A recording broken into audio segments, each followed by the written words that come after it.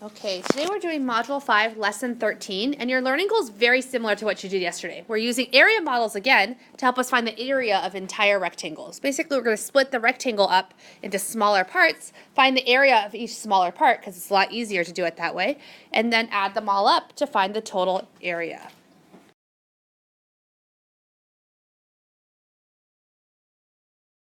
This question asks us to find the area of this rectangle, okay? And it tells us to draw an area model. So it tells us, the information tells us that it's 8/3 centimeters by 24/4 centimeters. What do you notice about these two measurements? They're both what kinds of fractions? Improper. So you have an extra step. You have to change them first to mixed numbers. Why do we want them to be mixed numbers? Mixed numbers will allow us to separate each one into a fraction part and a whole number part to make our area model a lot easier, right? So 8/3 is the same as what mixed number? Well, how many thirds does it take to make one whole? Three. Do we have at least three? Yes. We have one whole there. How many would it take to make two wholes?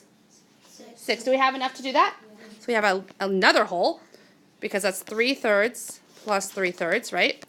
And then do we have enough to make a third whole? Because how many thirds do we have left over? So that's the same as 1 plus 1 plus 2/3, or 2 and 2/3 centimeters. Okay, what about 24? That's one dimension, right? What about 24/4? How many fourths does it take to make one whole? Okay, do we have that? Do we have another 4/4?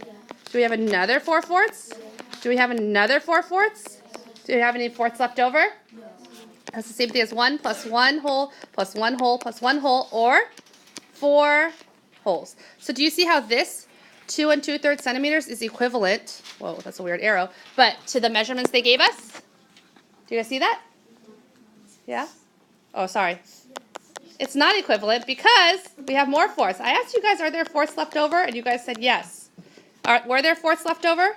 Yes. Yeah, there were 8/4 left over because it's really 6 centimeters. Do you see how I almost made a fabulous fail because I was thinking in my head, I know the math facts, but I got confused, right? That's a very easy fabulous fail to make, and I totally made a fabulous fail, so hopefully we can learn from it. Now we're ready to make our area model. So we're going to draw our entire rectangle, and one side is going to be 6 centimeters, and one side will be 2 and 2/3 centimeters. The 6 centimeter side, do we need to split it at all? No, but just to be safe so we don't make any fabulous fails, what other edge of this rectangle should I label? Left, top, right, or bottom? Everyone? Bottom.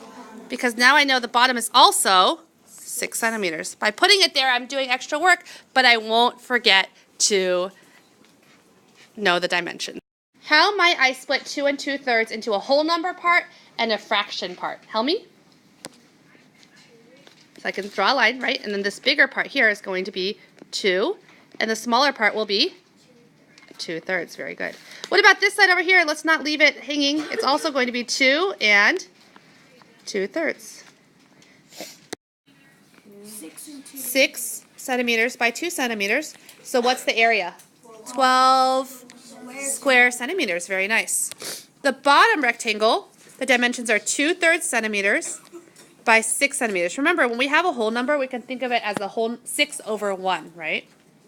So that's 12 over 3, which is 4 square centimeters. So then to find the total area, we just have to add up the two parts. 12 square centimeters plus 4 square centimeters for a total of 16 square centimeters.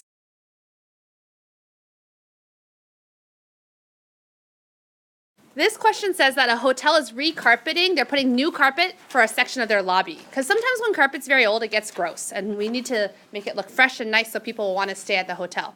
Now, carpet does not cover the entire floor. It only covers this part that's gray. Okay?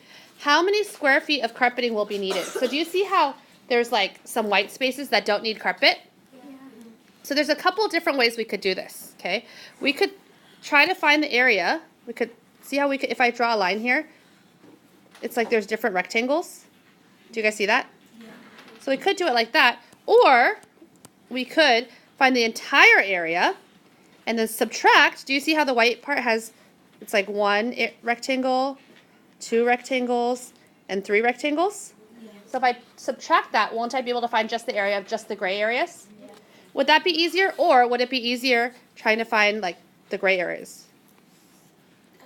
Second one. Right, because there's less. Do you guys see how I would split the white part into three rectangles, whereas the gray area, it would be like a lot more rectangles? Okay, so let's do it the first way. So the first thing we're going to do is find the area of the entire lobby. What are the dimensions of the entire lobby? 31 and 7/8 by 19 and a half. So how can I find the area? I just have to do, we can make an area model, right? So if it's 19 and a half at the top, it's going to be split into 19 and 1/2. If it's 31 and 7/8, it'll be split into 31 and 7 what? 8ths. Let's label all of it. This part's also 19. This part's also 1/2. This part's also 31. This part is also 7/8. 621 and 9/16. That's the entire rectangle, isn't it? So now what do we have to subtract? The white part. So I'd have to subtract the volume of this. Oops, let me make it yellow.